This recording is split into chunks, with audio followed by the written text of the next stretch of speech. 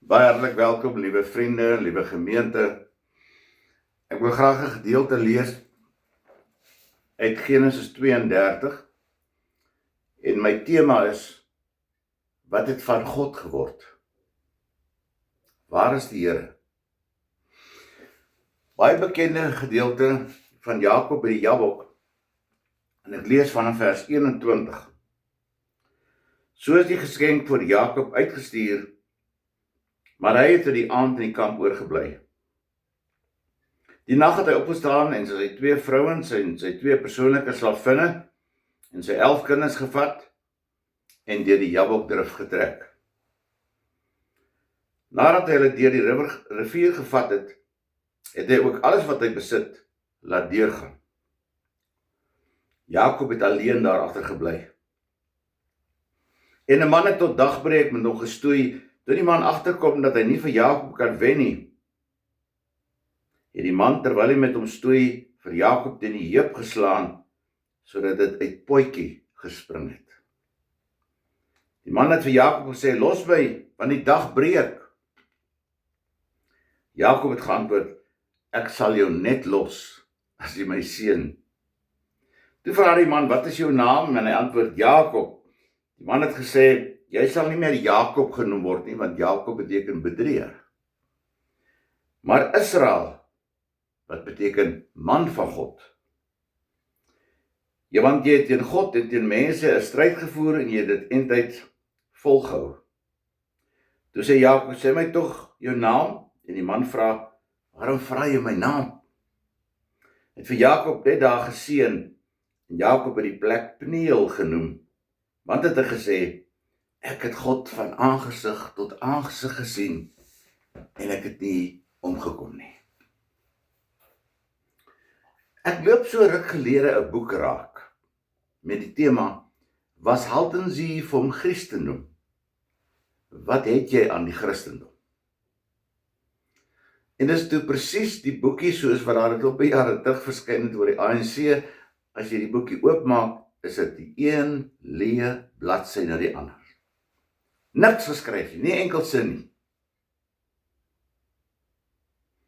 Nou, ek weet daar is mense wat dan sal sê: "Ja, maar ons wil daarom nog kerk toe gaan, want dan Frida moet nog begrawe word en Sunny moet nog gedoop word en so aan. So daarom het ons die kerk nog so 'n bietjie nodig." Veral die begrafnis is mos nou 'n ding. My persoonlike probleem die laaste tyd is dat ek wonder wat het van God geword. Het God vir my vergeet? Dit het my dadelik herinner aan die toneelstuk van Samuel Beckett, Meneer Cadoot. Die gordyne open waar 2 boemelaars op die verhoog sit en dan vra hulle: "Wanneer kom meneer Cadoot?" En na 'n rukkie stilte, dan gaan die gordyn net toe. En as die gordyn weer oopgaan, dan vra hulle weer: "Wanneer kom meneer Cadoot?" En die gordyn gaan toe. En die 4de keer toe dit gebeur, toe stem hulle saam: "Meneer Cadoot is dalk dood. Hy gaan nie weer kom nie." Dalk ook soos die mense daar in die Himalaya gebergtes wat sê: "Maar hulle het al die spore van die sneeuman gesien, maar die sneeuman self nog nooit gesien nie." En dat ons ook dikwels in ons persoonlike lewe kan vra: "Here, waar's U? Wat het van U geword? Hoekom help U my nie in die krisis nie? Hoekom gee U nie vir my die krag om hier deur te kom nie? Here, waarom? Hoekom? Waarom?" En dit is nogal beter om dit te vra as om net stil te bly. Ons vra seker ook waarom as ons kyk na die wêreld. Dis oorlog tussen Rusland en die Oekraïne en tussen Israel en Hamas.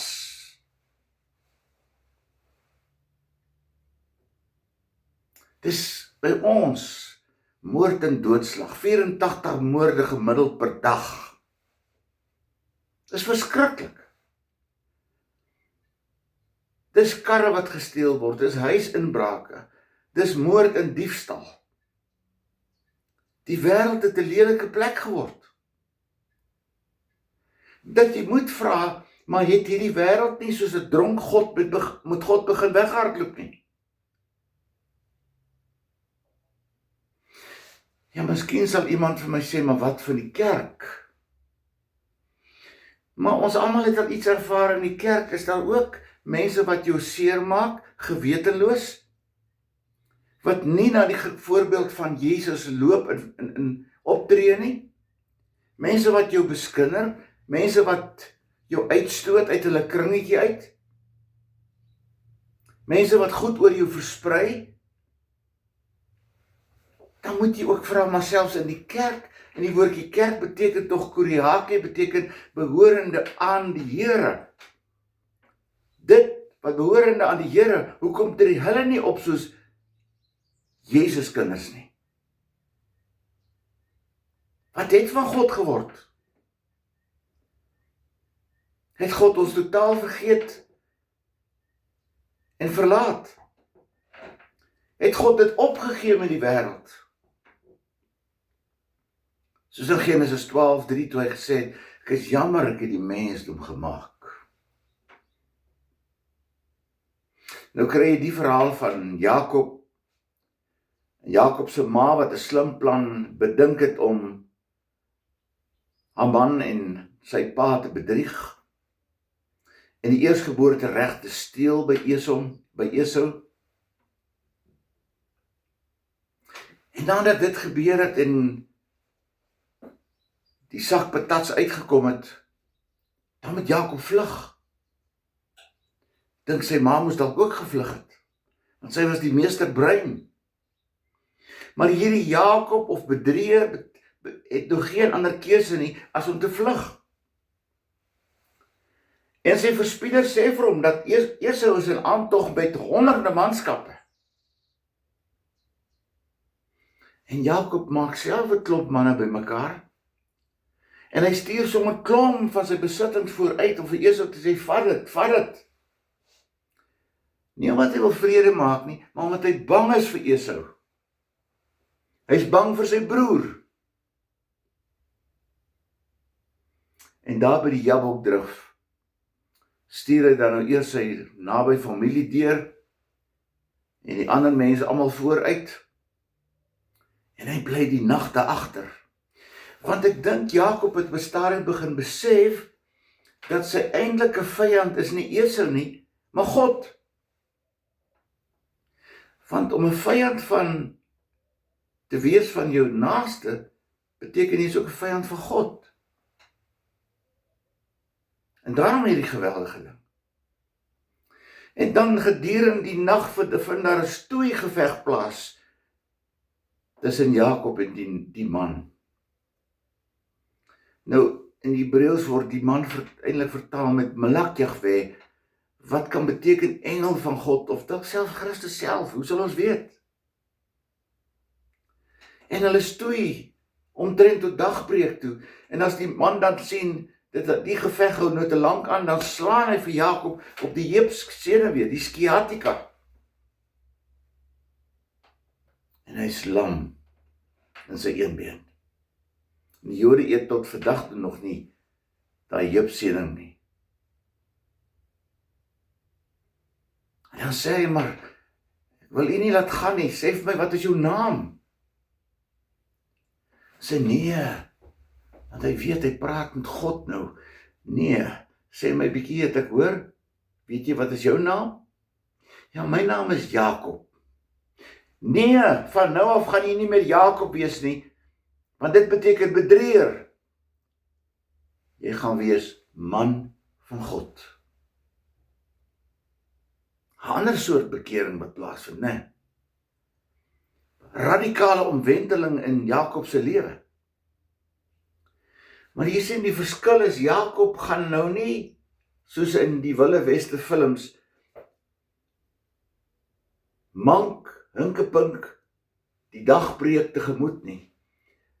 Hy gaan met 'n lied in sy hart. Gaan hy die dagbreek tegemoet. Want hy het met God geworstel. En al is sy mank, is sy naam verander. Sy hele mens wees, sy houding is verander. Nou gaan die man van God in diens staan van God. Nie mooi nie?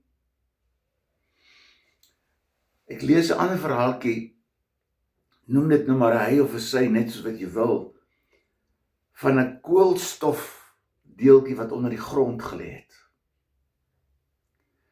Maar baie ongelukkige jare beleef het.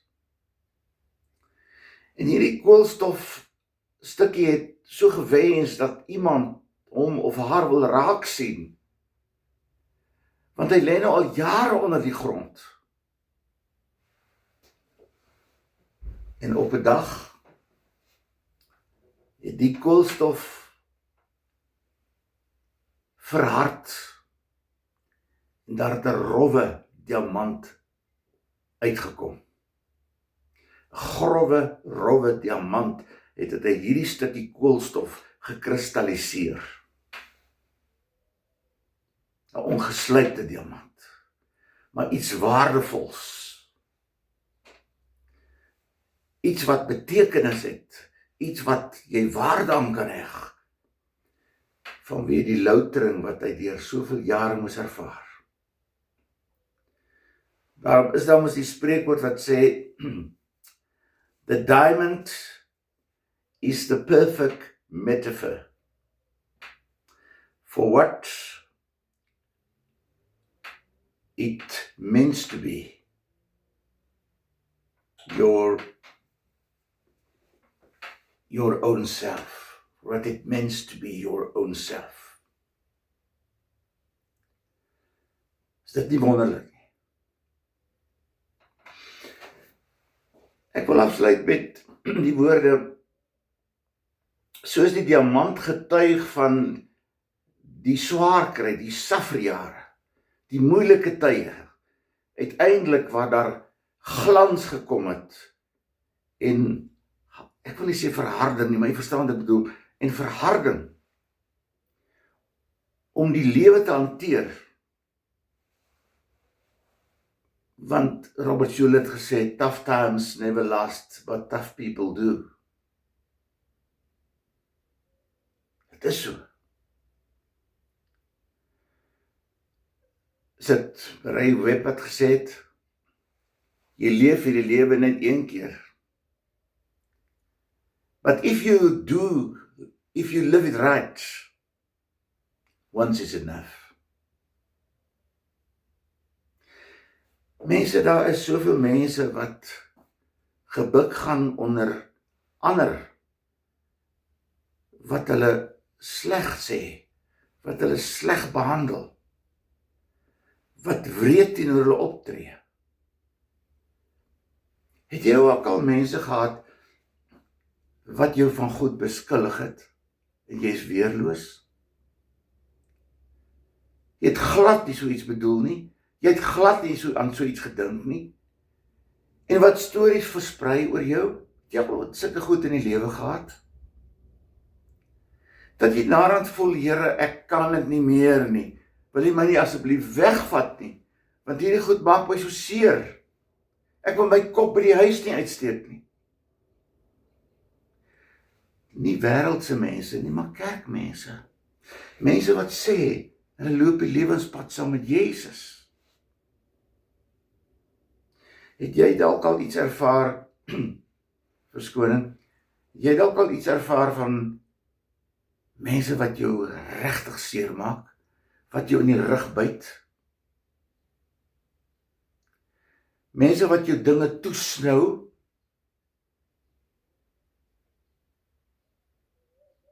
mense wat die binnekant jou hart en jou ingewande uitsny, dat jy voel jy bloei en jy hou nie op met bloei nie, en jy het nie verweer nie. Want hoe verweer jy jou teen allerhande goed wat mense soms sê? Want mense kan wreed wees. Mense kan baie wreed wees. Een ding wat ek vir u moet sê, wat met die koolstof gebeur het, wat met Jakob gebeur het is, God vergeet vir jou en vir my nie. Psalm Jesaja 49:16 staan daar, ek het jou naam in my handpalms ingegrafeer. Daai woordjie beteken eintlik ingetatoeëer. En dan staan daar, en ek sien jou gedurig voor my. Ek kyk na jou. En dis waarin ek en jy moet vashou. Schuller het gesê, tough times never last, but tough people do. Hou vas daaraan, dat die Here jou by die naam ken. En as jy 'n slegte pad loop, soos Jakob 'n bedrieger, dan verander hy jou naam, na man en vrou van God. Dis die regte pad. Maar die Here sorg self daarvoor. Jy moet nie ophou nie. Jy moet aanhou bid. Al ontwikkel jy kameelknieë. Al gaan jy deur einas en amens. Die Here het jou nie vergeet nie. En daarom lees ek vir jou Deuteronomium 31 vers 6. 31 vers 6.